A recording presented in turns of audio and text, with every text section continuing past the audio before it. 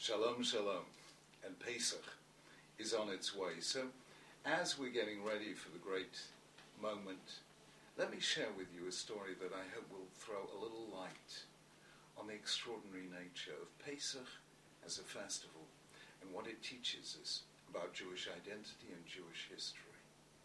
Some years ago, I was watching a documentary on the Discovery Channel.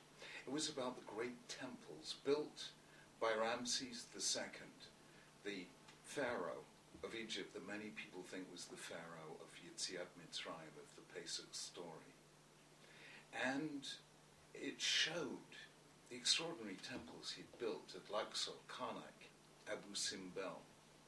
And they're still there today, extraordinarily defying time in their majesty. And for a while I was carried along by the enthusiasm of the documentary's narrator.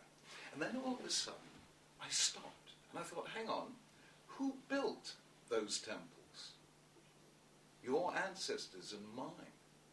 These were the slaves that had Ramses building, as the Torah tells us, Pitom, Atum, and Ramses, the town that he built in his own honor.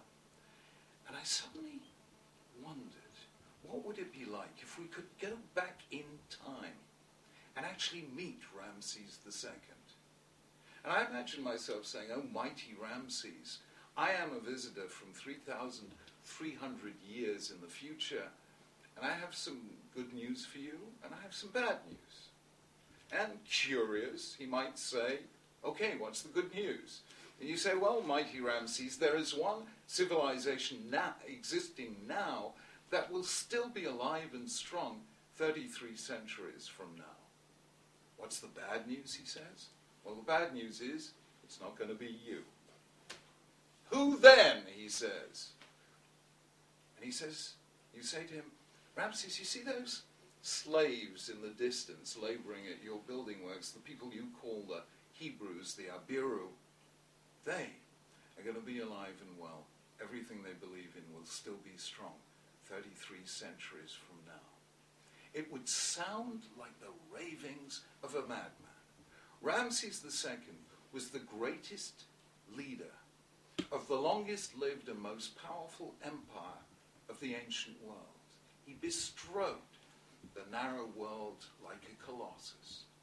And as for the Jews, the Hebrews, they were the most powerless of all, slaves, no freedom, no liberty, no rights, no dignity.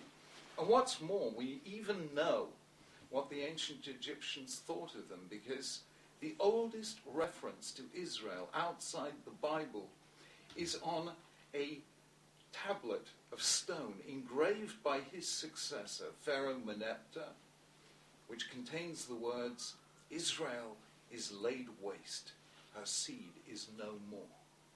The ancient Egyptians thought the Israelites were finished.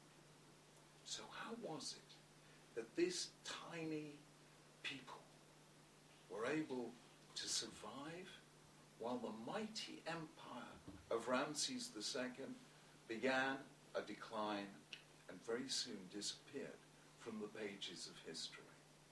Well, I think there's an answer. Ancient Egypt and ancient Israel were two civilizations that asked the deepest question any of us can ask. How, in this finite, ephemeral, all too short a span of years that we call a life, can we achieve immortality? The Egyptians gave one answer. You achieve immortality by building monuments of stone that outlive the sands and the winds of time. And do you know what? In a sense, they were right, because the buildings are still there. But the civilization that brought them forth, the values for which they lived, disappeared long ago. Ancient Israel said no. To become immortal, you do not need to build monuments of stone. All you need to do is engrave your values on the hearts of your children, and they on theirs, and so on, across the centuries of time. Jews built living monuments. And how did they do it? By by the process of handing their story on to the next generation. That is what we do on Pesach. We give the next generation the gift of the Jewish story. And that slender ritual turned out to be longer lasting than the mightiest empires and their greatest monuments. So pause this Seder night as you're just about to begin and realize that you too are part of this miracle, the endless story of the Jewish people seeking freedom in the Promised Land. Chag Kasher v'Sameach. Have a wonderful Pesach, and may it be a time of Shalom al Yisrael.